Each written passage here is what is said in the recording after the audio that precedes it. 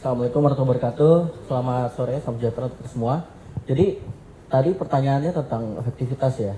Kalau misalnya boykot ekonomi di Indonesia nih, kalau kita buka-bukaan, efektivitasnya tuh ya mungkin debatable ya. Kita nggak bisa bilang bakal, karena gini, ini yang ngebuat BDS itu agak beda gitu. Tujuannya tuh apa sih? Tujuannya tuh efektivitas terhadap perusahaan itu, atau untuk complicity-nya korporasi itu, pihak-pihak itu terhadap penjajahan kejahatan Israel gitu. Jadi ketika kita bicara efektivitas terhadap perusahaan-perusahaan itu, oh ya kena, mereka sakit gitu.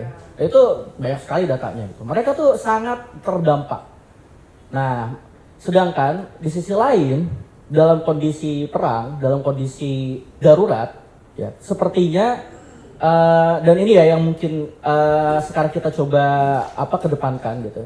Sepertinya kita harus lebih strategis gitu. Lebih strategis itu apa? Salah satunya lebih bisa ngelihat sistem yang sekarang ada, yang bagaimana sekarang ini sistem dunia itu begitu gak adil, begitu lalim gitu terhadap Palestina, terhadap seluruh hak-haknya Palestina. Dan dari situlah kita bisa menyikapinya secara efektif gitu, ngasih tindakan yang ngebuat para pelaku kejahatan ini kena efeknya gitu. Nah jadi kalau ini jawab dulu yang tadi ya, kalau terdampak perusahaan-perusahaan itu terdampak, dan mungkin yang ada di depan kita ini, apalagi di Indonesia ya, banyak sekali yang terdampak, tapi mungkin baru yang di tengah nih, nah, baru di tengah, dan itu aja kita udah kelamar-kelamar gitu. Jadi yang tengah-tengah ini nih mungkin baru segitu. Di sisi lain, teman-teman kita, saudara-saudara kita di Palestina yang setiap hari menghitung hari nyawa mereka gitu, membutuhkan tindakan yang lebih efektif, lebih berhasil dari kita gitu. Jadi bukan lagi tindakan coba-coba, bukan lagi tindakan eksperimental gitu untuk membantu mereka saja, tidak. Kita lebih dituntut untuk berhasil gitu. Dan ini bukan kata-kata kita aja, kata-kata mereka gitu. Nah maka dari itu ketika kita lihat yang atas ini nih, para penjahat sebenarnya ini terdampak di Indonesia dalam dampak yang terbatas gitu. Nah, misalnya HP. Mungkin kalau tadi sempat dibahas tentang apartheid dari Pak Makarim Wibisono, ya kan? Kalau masalah apartheid itu udah 7 Oktober dan HP ini penjahat utamanya gitu. Gimana nih kira-kira? Direkam ya. Tolong disebarluaskan HP ya yang ada di Indonesia ya. Ini jadi target utama kita gitu ya. Nah, jadi itu baru satu. Ini baru apartheid ya, terkait bagaimana mesin segregasi, mesin pengkelasan orang Palestina menjadi warga kelas 3, bukan warga kelas 2 doang. Warga kelas 3 di wilayah Palestina itu berjalan. Nah ini nih, enabler, bukan enabler utama, fasilitator utamanya adalah HP.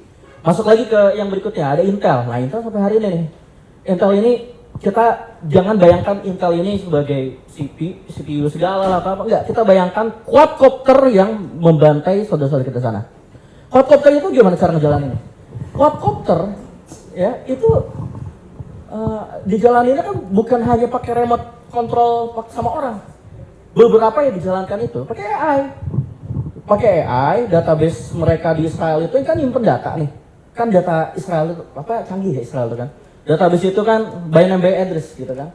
Kalau Palestinanya aja bisa bikin akte cepet kayak gitu, ya Israel kebayang lah gimana gitu kan. Quadcopter itu dilepas kayak anjing untuk memburu gitu. Kalau yang anjing kan, kalau pemburu kan dikasih ini kan scent atau aromanya. Kemudian dia berburu, dilepas, ya kan, terus diikutin. Quadcopter berfungsi sama. Bedanya dia diprogram kayak gitu, kira-kira pakai mesin murahan kagak? Ya kagak. Ya HP sama Intel aja penjahatnya, gitu. Dan mereka menjalankan bisnis mereka di Israel dengan kesadaran penuh bahwa mesin-mesin mereka digunakan untuk genosida dan apartheid. Ini baru 2 contoh. Kalau kita cerita lagi panjang, tapi intinya begini. Target ini, ya, ini ada banyak yang terdampak di Indonesia, ada banyak pula yang belum terdampak di Indonesia.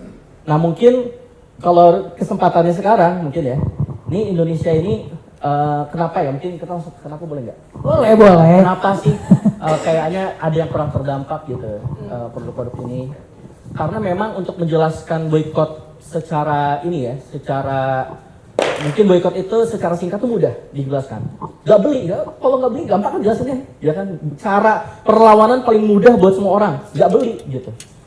Tapi di sisi lain ternyata boikot itu, ya selain sebagai bentuk perlawanan, ada juga boikot itu menjadi bentuk perlawanan yang berhasil, yang efektif, bisa mewujudkan perubahan yang nyata itu.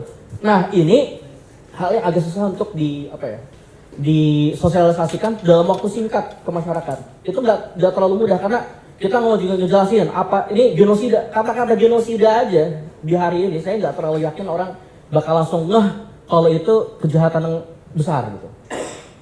Mungkin kalau udah lihat darah dan air mata yang ada dari situ mungkin paham. Tapi nomenklatur genosida ya mungkin nggak terlalu orang langsung nggak nyambung gitu kan. Nah oleh karena itu mungkin salah satu opsi lainnya selain boikot ini kita usahakan lebih berhasil, lebih masif, lebih intens, lebih berdampak. Selain itu kita memasifkan aksi-aksi sipil kita.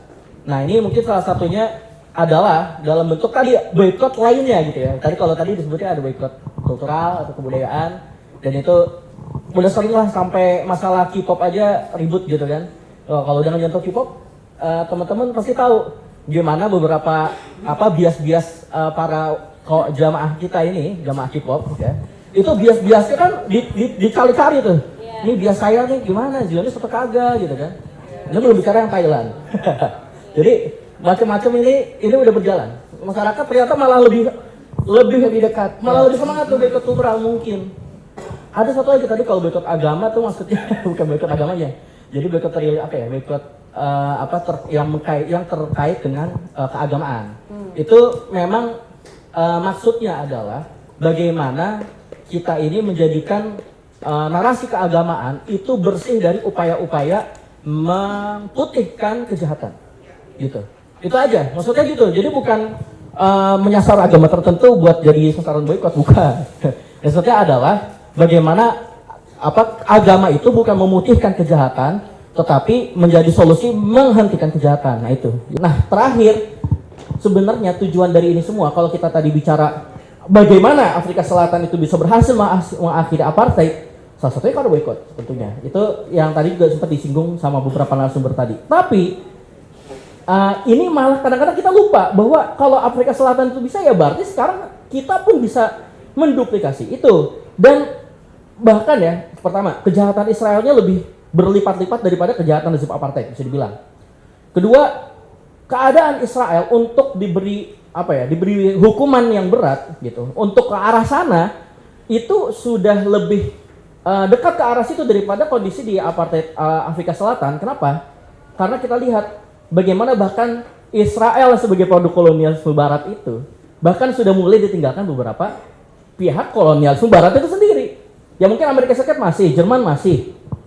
Tapi Prancis udah mulai jaga-jaga tuh, ya kan? Udah mulai jaga-jaga, ya kan? Jangan sampai deh ikut-ikutan lagi. Kalau kagak diamuk masa di mana? Di konstituen Amerika sendiri gitu. Jadi ini gelombang ini sedang mulai ada berbalik. Terakhir di PBB, di sidang umum PBB bulan September, Israel diperintahkan mengakhiri pendudukan oleh mayoritas negara dunia, ya, bahkan negara-negara Barat. Nah, kita dari BDS internasional, BDS global maupun juga beberapa gerakan masyarakat sipil lainnya menyuarakan usir Israel dari PBB. Jangan bilang nggak bisa. Enak aja Israel nggak bisa dikasih pelajaran. Penjahat kayak gini, kadang-kadang karena impunitas tadi, kita ngerasa nggak bisa dilawan. Oh dia senjata terlalu canggih atau apa? Kata siapa? Ini lihat tuh PBB keadaannya kayak gimana sekarang. Ada yang berbalik di situ. Jangankan sidang umum, Dewan Keamanan pun, ya bahkan Dewan Keamanan ada yang berbalik.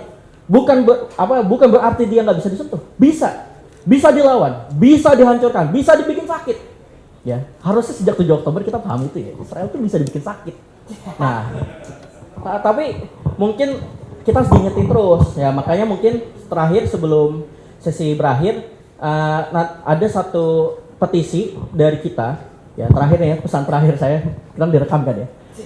Bahwa kita ingin menuntut Presiden Republik Indonesia Prabowo Subianto dan tentunya oleh tangan kanannya di Kementerian Luar Negeri Pak Sugiono untuk menyuarakan diusirnya Israel minimal dari sidang umum PBB.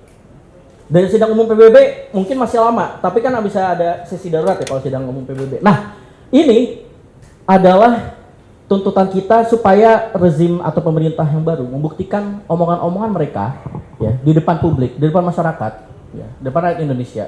Katanya mereka akan membela Palestina, tapi jangan salah, membela Palestina jangan hanya membela Palestina, tapi juga harus mengakhiri penjajahan dan menghentikan penderitaan Palestinanya. Membela Palestina bukan berarti mengenabling penjajahnya. Membela Palestina, ya, kalau kata ibarat ini beberapa pakar tuh ibaratkan ini mesin pemangkas rumput. Orang mikir membela Palestina, membela Palestina, tapi ini bagikan rumput yang dipangkas. Kita ngebela rumputnya untuk terus tumbuh, tapi lupa ada yang lagi mangkas, ada yang terus memotong mereka, ada yang terus melakukan penjajahan, ada yang terus melakukan kejahatan. Nah ini nggak boleh membela Palestina berdiri sendiri, komitmen itu membela berdiri sendiri. Prabowo bilang dia tahu tentang apartheid gara-gara lihat kolam renang Manggarai, katanya ada tulisan masalah pribumi-perbumian kayak gitu kan. Oke, buktikan bahwa Anda benar-benar melawan apartheid Israel dengan mengusir Israel dan presidennya ada. Afrika Selatan itu diusir dari sidang umum PBB. Dibekukan, ditangguhkan. Nah, jadi nomenklaturnya unsitting atau disuspend ya dari PBB adalah end goal kita, salah satu goal kita dalam perjuangan kita, advokasi kita untuk membela Palestina supaya Palestina tidak hanya dibela dan diperjuangkan hak-haknya, tetapi juga penjajahnya, penjahatnya itu diberikan pelajaran yang berdampak untuk mengakhiri penjajahan.